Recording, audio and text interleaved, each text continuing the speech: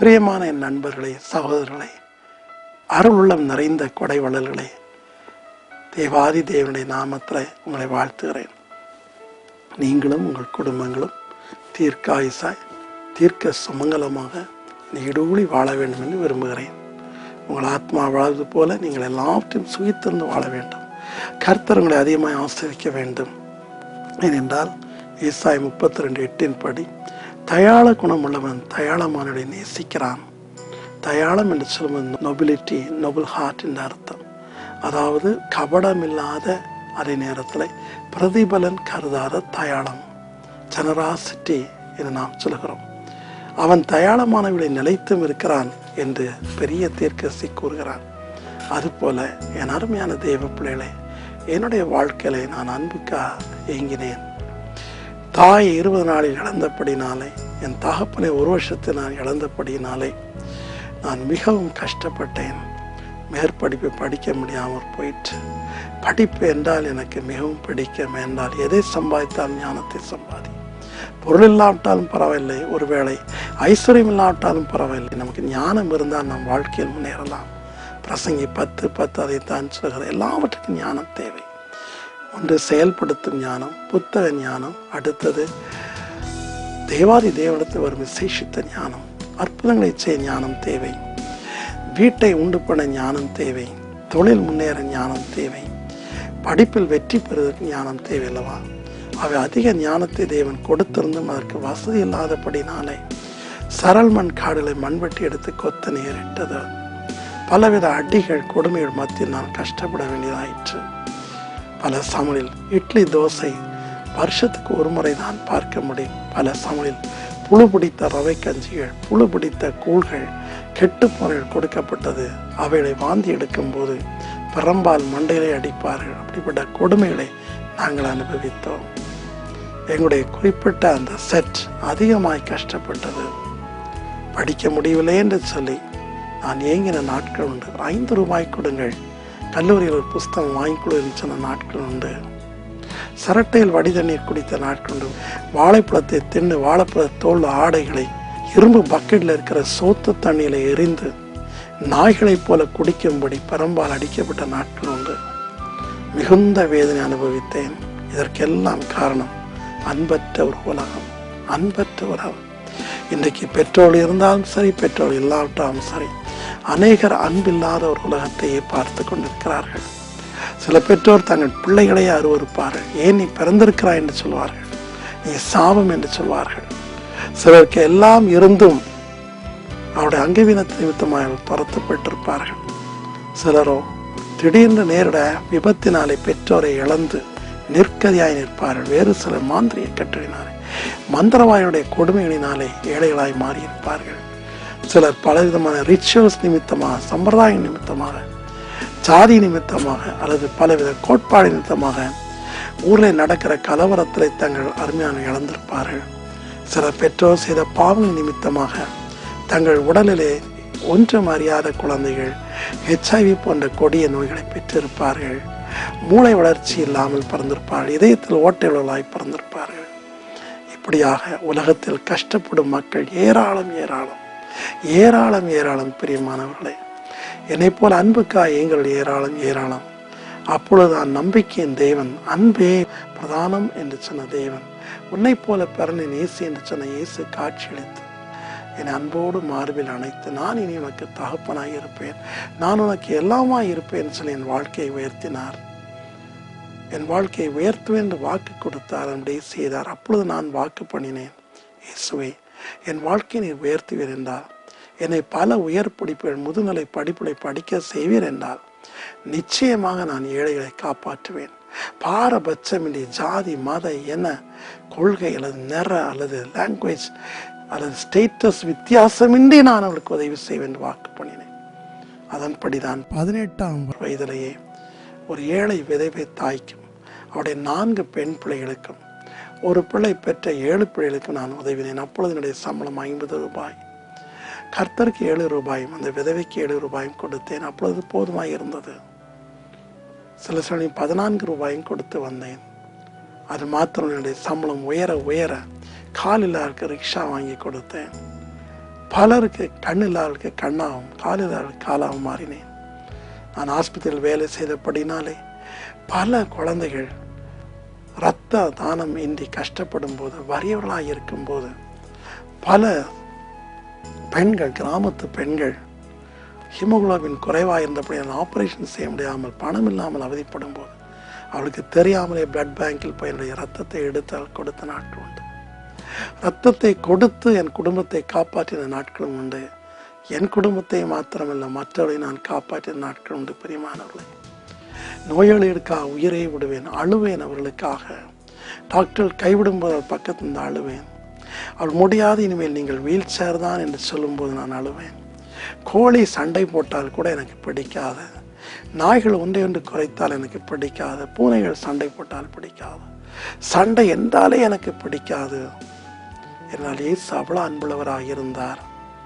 ஆனால் நான் திருமணமான பிற்பாடு என் மனைவியும் தன்னுடைய சோக கதையிலிருந்து இயேசுவை அறிந்து கொண்டு என்னை ஆண்டவருடைய நியமத்தின்படி நாங்கள் இருவரும் திருமணம் செய்த போது நாங்கள் இருவரும் தீர்மானித்தபடி அனாதை மக்களை வளர்க்க ஆரம்பித்தோம். அதிலும் எங்களுடைய வயது 27 தான். ஆனால் 17 வயது குமரிகளை வளர்த்தோம். அவருடைய அம்மா என்னோடு கூட மஞ்சள் காமன் இறந்து போனார்கள்.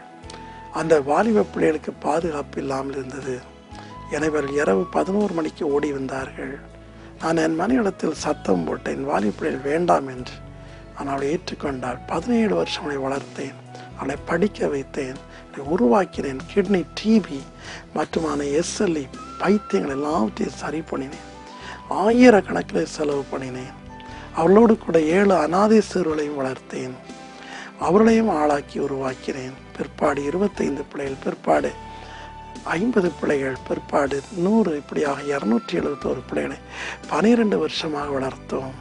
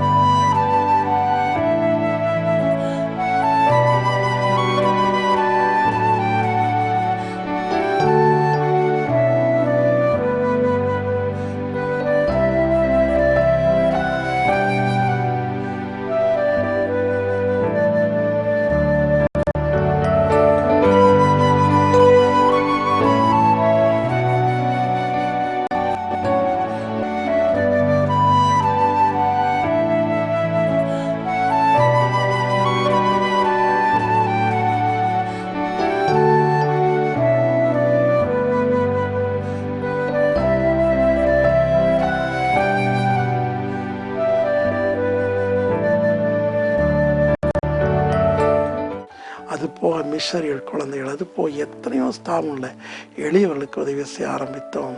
கிராமத்தில் சர்ச் இல்லை என்றால் பேராயர் உடனே சொல்லுவார், அவருக்கு டொனேஷன் அனுப்பினோம். பல பல திருச்சபைகளையும் சபைகளையும் கட்டுவதற்கு இந்த கை தாராளமாய் கொடுத்தது பிரியமானவர்களே. இன்றைக்கு அநேகருக்கு அது தெரிய மாட்டேன் என்கிறது. இப்பொழுது இருக்க நிலையை தான் பார்க்கிறார்கள். அந்த நிலையில்தான் ஒரு அரசாங்க இன்கம் டேக்ஸ் அதிகாரி மிஸ்டர் தியாகராஜன் என் வீட்டிற்கு வந்து சொன்னார், ஐயா, நீங்கள் மிகவும் பாடுபட்டு உழைத்து உங்களுடைய பணத்தை இவற்றையெல்லாம் செலவழிக்கிறீர்கள். நீங்கள் ஏன் ஒரு அறக்கட்டளை ஆரம்பிக்க கூடாது? அப்பொழுது உங்களை போன்ற அருள் உள்ளம் உள்ளவர்கள், கொடை வள்ளல்கள், கிறிஸ்தவர்களாக இருந்தாலும் சரி, இந்துக்களாக இருந்தாலும் சரி, முகமதியர்களாக இருந்தாலும் சரி, உலகத்தின் எந்த போய் இருந்தாலும் சரி, வந்து உங்களுக்கு உதவி செய்வார்கள் என்று சொன்னார். அதன்படியாக SJ Saves Trust என்பதை தேவன் எனக்கு கொடுத்த பேரின்படி ஆரம்பித்தோம். Xavier Jesus alleviation, victory and enlightenment. அதாவது கர்த்தருடைய அன்பினாலே குடி மற்றும் போதை இவிழ்ந்த மக்களை புனர்வாழ்வுக்கு இழுத்தல் மற்றும் படிப்பு அறிவை கொடுத்து அவளை வாழ்க்கையின் முன்னிலைக்கு கொண்டு வருவது, வெற்றிகரமான வாழ்க்கையை நடத்த அவளுக்கு துணை புரிதல், ஏழைகளை நேசிக்கும் அன்பு. இதன் பேரில் தான் இந்த ட்ரஸ்ட் ஆரம்பிக்கப்பட்டது. 1997 ரெஜிஸ்டர் செய்யப்பட்டது. 3 வருஷம் இன்கம் டேக்ஸ் தணிக்கை அதிகாரிகளால் அது கண்காணிக்கப்பட்டு 12/80G FCRI தாராளமாய் கொடுக்கப்பட்டது. எனினும் இதுவரைக்கும் இந்த FCRIல் எந்த ஒரு பெருந்தொகையும் வரவில்லை. நான் உலகமே அலைந்து பிரசங்கம் செய்து ஏழைகளை பற்றி சொல்லி என் நண்பர்கள் கொடுக்கிற சிறு சிறு காணிகளை வைத்துதான் இந்த SG சேஃப் ட்ரஸ்ட் ஆரம்பமானது. முதலாவதாக நாங்கள் குழந்தைகளுக்கு உதவி செய்ய அரியலூரில் ஒரு ஸ்கூலிலே சென்று நூற்றுக்கணக்கான குழந்தைகளுக்கு உதவி செய்தோம். சித்தூர், கரூர், ஒரிசா, மத்திய பிரதேசத்தில் அநேக கம்யூனிட்டி ஹாலை கட்டி அங்கே 150 பிள்ளைகளாக வளர்த்து உதவி செய்தோம். அதோடு கூட கந்தமாலில் பயங்கரமான ஒரு என்ன சொல்ல கம்யூனிஸ்ட் என்ன சொல்லுவாங்க கலவரம், பயங்கரமான கலவரம் ஏற்பட்ட ஒரு குறிப்பிட்ட ஜாதியினர் கொடூரமாய் நடத்தப்பட்ட போது அங்கே சென்று 150 பிள்ளைகளை 7 வருஷம் வளர்த்தோம். யூனிஃபார்ம் வாங்குவதிலிருந்து ஸ்கூல் ஃபீஸ்னு எல்லாவற்றையும் நான் செய்து வந்தோம். பிற்பாடு மண்டலாவில் 200 பிள்ளைகளுக்கு உதவி செய்து படிக்க வைத்து அவர்களுக்கென்று ஒரு கம்யூனிட்டி ஹால் ப்ளஸ் சர்ச் கட்டி வந்தோம். பல இடங்களில் ஒரிசாவிலும் மற்றும் கந்தமாலில், கரக்பூரில் எல்லாம் மெடிக்கல் கேம்ப் வைத்து நடத்தினோம். ஒரிசாவில் ஒரு பெரிய ஆர்ஃபனேஜை வைத்து நடத்தினோம். அநேக சர்ச்சில் இடித்து தள்ளினார்கள். அங்கெல்லாம் சென்று நாம் பல உதவிகளை செய்து வந்தோம்.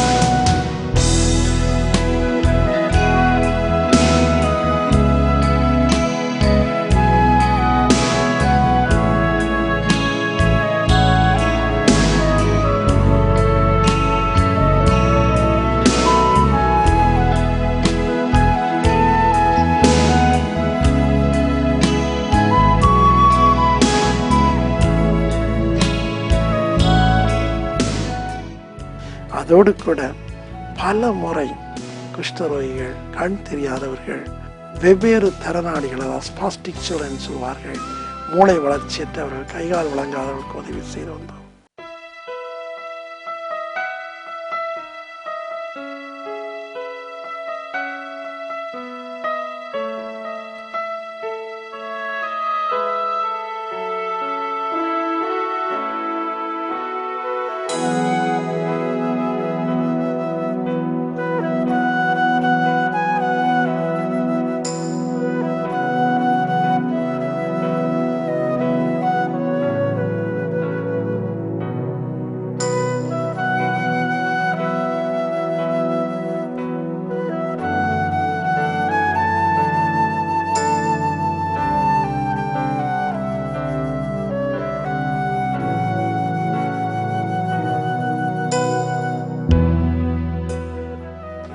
அநேக இடங்களில், டோனாவூரில் மற்றுமாக சாயர்புரத்தில் என்னுடைய பழைய ஸ்கூல் மேல்பட அவளுக்கு உதவி செய்து வந்தோம்.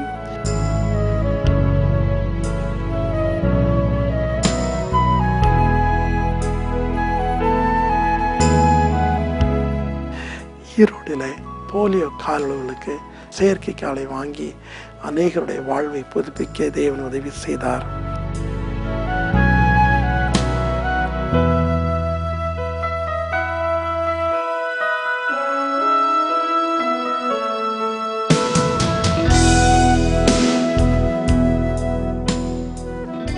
அதோடு கூட தொடர்ந்து கரூரை சார்ந்த நாமக்கல்லை ஒட்டின வேலாயுதம் பாளையம், வேலூர் மற்றும் எம்ஜிஆர் நகர், பிரேம் நகர், புன்னச்சத்திரம் மற்றுமான பல இடங்களில் தொடர்ந்து ட்ரைபல் பீப்புளுக்கு உதவி செய்தோம்.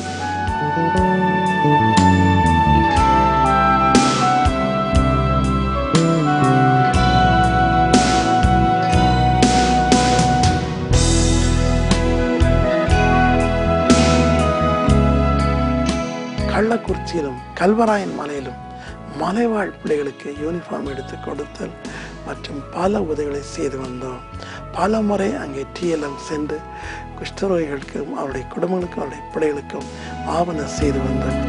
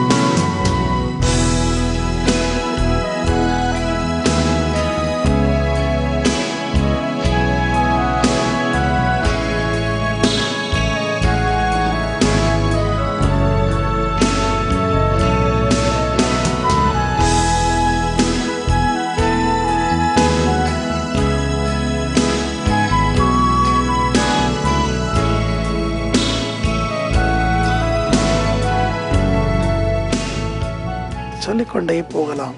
நீங்கள் இந்த STSF டிவியிலே நீங்கள் பார்க்க போறீர்கள்.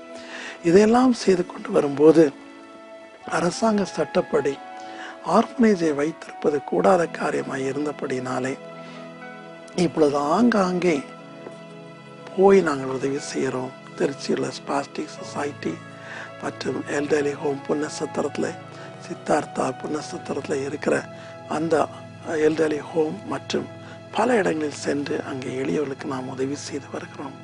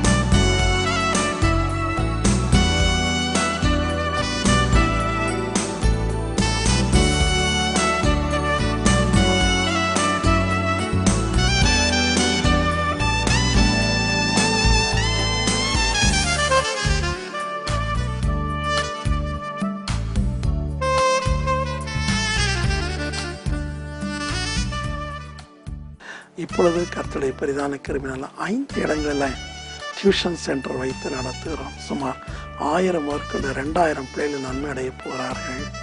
ஒரு பிள்ளைக்கு மாதம் 500 ரூபாய் தேவைப்பட டீச்சர் சம்பளம் எல்லாம்.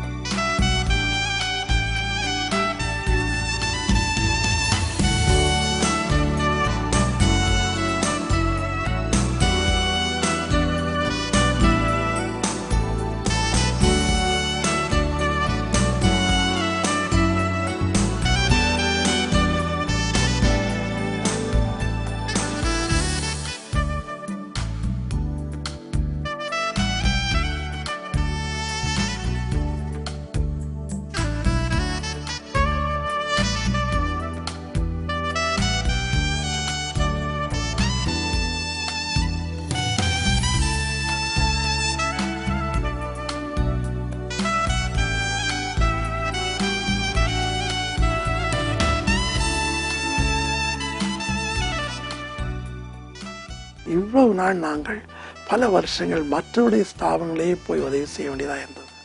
இனிமேல் இவை எல்லாவற்றையும் ஒரு கொடையின் கீழ் கொண்டு வர நினைக்கிறோம். அதற்காக நாம் ஒரு பெரிய நிலத்தை வாங்க வேண்டியுள்ளது, கட்டடங்களை ஆரம்பிக்க வேண்டியிருக்கிறது. பல சமயங்களில் மருத்துவ உதவிகள் கிடைக்காத இடத்தில் மெடிக்கல் கேம்ப் பண்ண வேண்டியுள்ளது. பலவிதமான காரியங்கள் நாம் உதவி செய்து கொண்டு இருக்கிறோம். அதோடு கூட நேச்சுரல் கலாமிட்டி, சுனாமி, எர்த்குவேக் மற்றும் தீ விபத்து மற்றும் பல விதங்களிலே வெள்ள நிவாரணப் பணிகளையும் செய்து கொண்டு வந்தோம்.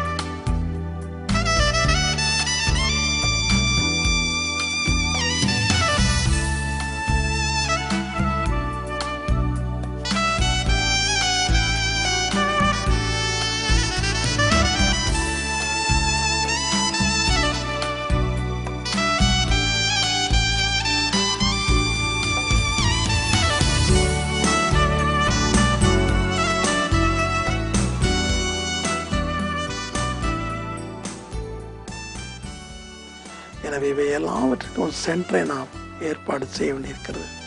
நமக்கென்ற சென்டர் அன்பரின் ஊழியத்துடைய அலுவலகத்தில் இருந்தது. அன்பரின் ஊழியத்திற்காக நான் தியாகம் செய்து கொடுத்த 1.5 ஏக்கர் நிலத்தில் ஆர்கவ் கார்டில் நடைபெற்று வந்தது. இப்பொழுது அவைகள் அன்பரின் ஊழியத்திற்கு தேவைப்படுகிறபடினாலே நாம் அவற்றை மினிஸ்ட்ரி ஆஃப் ஜீசஸ் கொடுக்க வேண்டியதாக இருக்கிறது.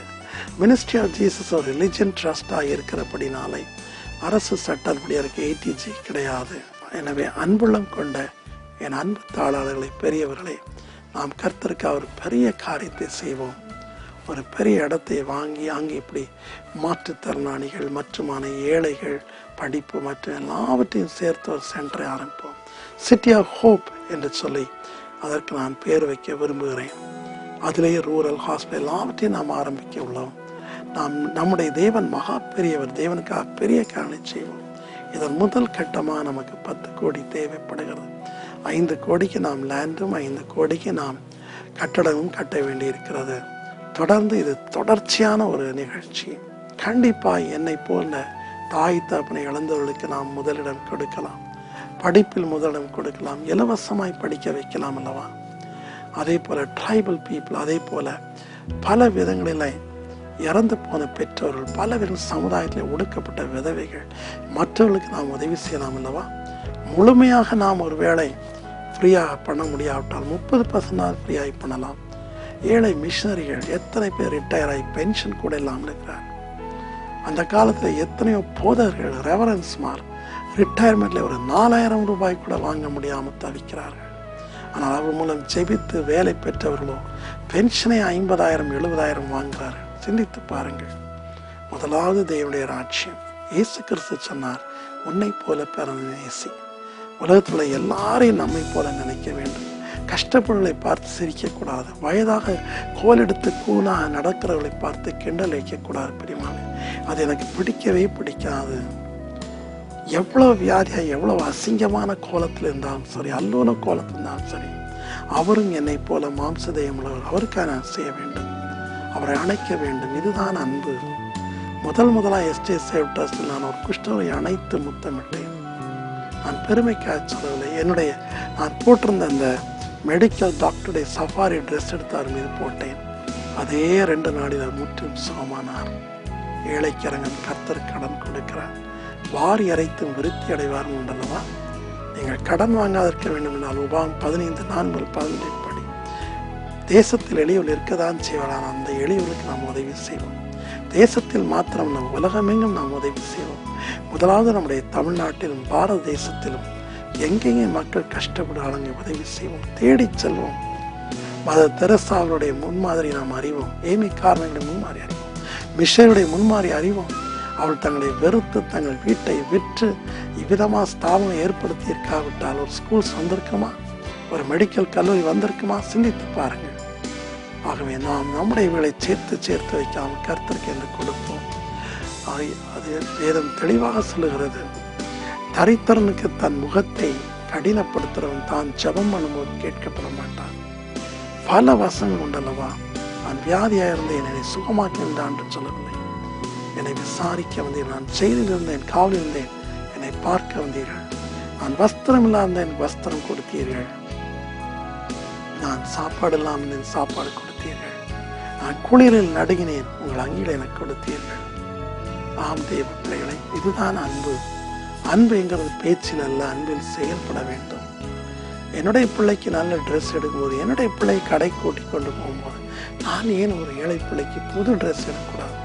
உபயோகப்படுத்தின ட்ரெஸ் அல்ல, புது ட்ரெஸ் ஏன் எடுக்கக்கூடாது? அவை ஒருவேளை நீங்கள் டைரக்டாக போய் செய்ய முடியாட்டாலும் எஸ்டே சேவ் ட்ரஸ்ட் மூலம் செய்யுங்கள். நீங்கள் 100 ரூபாயிலிருந்து பல கோடி கொடுத்தாலும் இதற்கு வரி விலக்கு உண்டு பிரியமானவர்களே. அதே நேரத்தில் நாங்கள் செய்கிற எல்லா காரியங்களையும் வெப்சைட்ல போட்டிருக்கிறோம், பத்திரிகைகள் போடுகிறோம். அதே போல் இன்கம் டேக்ஸ் தணிக்கைகளுக்கும் அவைகள் அனுப்பப்படுகிறது. நேற்று நான் இன்கம் டேக்ஸ் காட்டவில்லை பிரியமானே, நான் மருத்துவத்துறையிலே காண்பிக்கிறேன். அவை உங்களில் ஒருவரும் என்னை குற்றம் சொல்ல முடியாது. எங்களுடைய எல்லா காரியங்களும் ஏழைகளுக்கு அனுப்பப்படுற பணத்தில் ஒரு பைசா கூட நாங்கள் எடுப்பதில்லை. அவளுக்கு சாப்பாடு போட்டால் கூட அந்த நல்ல சாப்பாட்டில் எங்கள் ஸ்டாஃப் கூட சாப்பிடுவதில்லை. அவை கர்த்தருடைய கிருபையால், உங்களுடைய ஜெபத்தினாலே, உங்களுடைய தாராளமான குணத்தினாலே இவைகள் பெருகி பலுகிறது. But now we need our own institution. Please help us and God will bless you abundantly. நான் பலமுறை வியாதிப்படும் போது, பல முறைகளில் என்னுடைய விமானம் இயற்கை கோளாறு கீழே விழும் ஸ்டேஜில் இருக்கும்போது சத்தமிட்டு சொல்வேன், இயேசுவே என்னை நம்பி ஆயிரக்கணக்கான மக்கள் இருக்கிறார்கள், ரிமெம்பர் மீ என்று சொல்வேன். உடனே விமானம் தூக்கப்பட்டதை நாங்கள் அறிவோம். என் பயங்கரமான வியாதிகளை விட்டு நீங்கினதை நான் அறிவேன். கர்த்தர் உங்களை ஆசீர்வதிப்பார், நிச்சயமாய் ஆசீர்வதிப்பார். நீங்கள் கொடுக்கிற ஒவ்வொரு காணிக்கைகளும் கர்த்தருக்கு என்று பயன்படுகிறது. ஒருவேளை நீங்கள் பணமாக கொடுக்காம நான் பில்டிங்கை கட்டுகிறேன், அல்லது ஒரு ஏக்கர் நிலம் வாங்குறேன் என்று சொன்னாலும் அது வரவேற்கத்தக்கது. கர்த்தருடைய தயாள குணத்தை பார்த்து உங்களை உயர்த்துவார், உங்களை கனப்படுத்துவார், சமானத்தை தருவார், உங்களுக்கு பெரிய ரிவார்டை தருவார். ரோமர் 2:7-10, கலாத்தியர் 6:9. அப்படியே ஆகட்டும். ஜெபிப்போமா? அன்பின் கர்த்தாவே, நல்ல சமாரியனுடைய கதையில கர்த்தாவே, கள்ளர்களாலே அடிபட்டு கிடந்த அந்த வழியில ரத்தத்தோடு இருக்கிற மனிதனை ஒரு பெரிய பரிசையின் கடந்து போன நீர் ஓமையாக சொல்கிறப்பா. பரிசையின் 24 வேதத்தை வாசிக்கிறவன், வேத வசனத்தை அடுத்து பிரசங்கம் பண்ணுகிறவன், பெரிய பக்திமான், உபவாச மன்னன், ஜெப வீரன். ஆனால் அவனால் ஒரு நொடி கூட அந்த இடத்தில் வந்து அவனுக்கு உதவி செய்ய முடியவில்லை. புருஷனால் எரிக்கப்பட்ட மனைவி, அவருடைய பிள்ளைகள், அல்லோலமாய் கைவிடப்பட்ட பிள்ளைகள், தகப்பனை சிறு வயதிலேயே சாராயத்துக்காக விற்கப்பட்ட பையன்கள், பிள்ளைகள், நரபலிக்காக விற்கப்படுகிற, விபச்சார விடுதிக்கென்று கடத்தப்படுகிற பிள்ளைகள், யார் இவர்கள் மீது அக்கறை செலுத்துவார்கள்? பசி பட்னியில் பாடுபடுகிற குழந்தைகள், அப்பா, மனிதர்கள், வாலிபர்கள், பெண்கள், யார் இவர்களுக்காய் சோறு போடுவார்கள்? அரசாங்கம் எவ்வளவுதான் செய்ய முடியும் கர்த்தாவே? நம்முடைய நாட்டில் கர்த்தாவே, சில இடங்களில் பஞ்சம், சில இடங்களில் மழை இல்லாமை, சில இடங்களில் நேச்சுரல் கலாமிட்டி எல்லாம் தாக்குறது. இவற்றுக்கெல்லாம் மனிதர்கள் செய்த பாவம் தான் காரணம் என்று சொல்லி லேவியனை போல பரிசேயனை போல நாம் கடந்து போகவே முடியாது. That's not the message of Jesus. That's not the love of Jesus. Glorious Jesus. உதவி செய்யும்போது ஜாதி தேவையில்லை, மதம் தேவையில்லை, அழகு தேவையில்லை, லாங்குவேஜ் தேவையில்லை. இந்த நாட்டவன் என்றது அல்லப்பா. அவன் கஷ்டப்படுகிறான், அவனுடைய கண்ணீரை துடைக்க வேண்டும். அவன் வேதனைப்படுகிறான், அவனுக்கு உதவி செய்ய வேண்டும். இதைத்தான் நீர் விரும்புகிறப்பா. எனக்கு என்ன லாபம் வரும் இந்த ஏழைக்கு உதவி செய்வதனால் என்பது அல்ல அன்பு. அவனை வாழ்த்தினாலும் சரி, வாழ்த்தாவிட்டாலும் சரி, அவளும் என்னை போல ஒரு சகோதரி, சகோதரன், என் அப்பா, என் தாய், என் தம்பி, என் பேத்தி, என் பேரன்கிற உணர்வை உங்களுடைய மக்களுக்கு நீர் உருவாக்குமே சுவாமி, உருவாக்குமே சுவாமி. எனக்குள் நீர் பரிசுத்த ஆவியினால் அன்பை ஊற்றினீர். அந்த அன்பு கர்த்தாவே என் மீதும், என் மனைவியிலும், என் பிள்ளையிடத்திலும், என் மருமகனிடத்திலும் ஊற்றப்பட்டிருக்கிறதப்பா. அந்த அன்பினாலே கர்த்தாவே வெளியே தெரியாமல் எத்தனை உதவிகளை செய்து கொண்டு வருகிறோம். இதை என் ஜனங்கள் புரிந்து கொள்ளும்படி செய்யும், புரிந்து கொள்ளும்படி செய்யும், செயல்பட செய்யும். உமக்கா ஒரு பெரிய சிட்டி ஆஃப் ஹோப் நாங்கள் ஏற்படுத்த செய்யும். கொடுக்கிற இப்பொழுது தீர்மானிக்கிற ஒவ்வொருவரும் ஆசையும் அவருடைய கடன்களை அடைத்து போடும். அவளை எப்பொழுதும் சந்தோஷமா இருக்கணும். தீராத வேலை தீர்த்து போடும். மருத்துவ செலவு ஒன்றுமில்லாமல் ஆக்கும். பெரிய காரணி செய். இயேசுவின் நாமத்தில் வேண்டிக் கொள்கிறோம் பிதாவே. ஆமேன், ஆமேன். தாராளமாய் கொடுக்க விரும்புகிற உங்களை கர்த்தர் ஆசீர்வதிப்பாராக. மறந்து விடாது, 2000 குழந்தைகளுக்கு ஒவ்வொரு குழந்தைக்கும் 500 ரூபாய் செலவுப்படுகிறது. நீங்கள் அதை சந்தித்துக் கொள்ளுங்கள். அதோடு கூட பிரியமானவர்களே, ஆங்காங்கே டியூஷன் சென்டரை கம்யூனிட்டி சென்டரை மாற்ற விரும்புகிறோம். அதற்காக ஜெபித்துக் கொள்ளுங்கள். மற்ற எல்லா சேரிட்டியும் ஒரு இடத்திற்கு கொண்டு வர விரும்புகிறோம். அதில் நாம் அவளுக்கு இந்த ஸ்கூல்ஸ் எல்லாத்தையும் ஏற்படுத்த வேண்டும். ஜெபித்துக் கொள்ளுங்கள். கர்த்தருக்காக பெரிய காரியம் செய்வோம். அவர் பெரியவர் அல்லவா? தேசமே பயப்படாதே, கர்த்தர் நமக்கு பெரிய காரியம் செய்வான்னு சொல்கிறோம் அல்லவா? நாம் அவருக்காக பெரிய காரியம் செய்தவனை நாமத்தை மையப்படுத்துவோம். கர்த்தர் தாம் எங்களோடு இருப்பாராக. ஆமென், ஆமென்.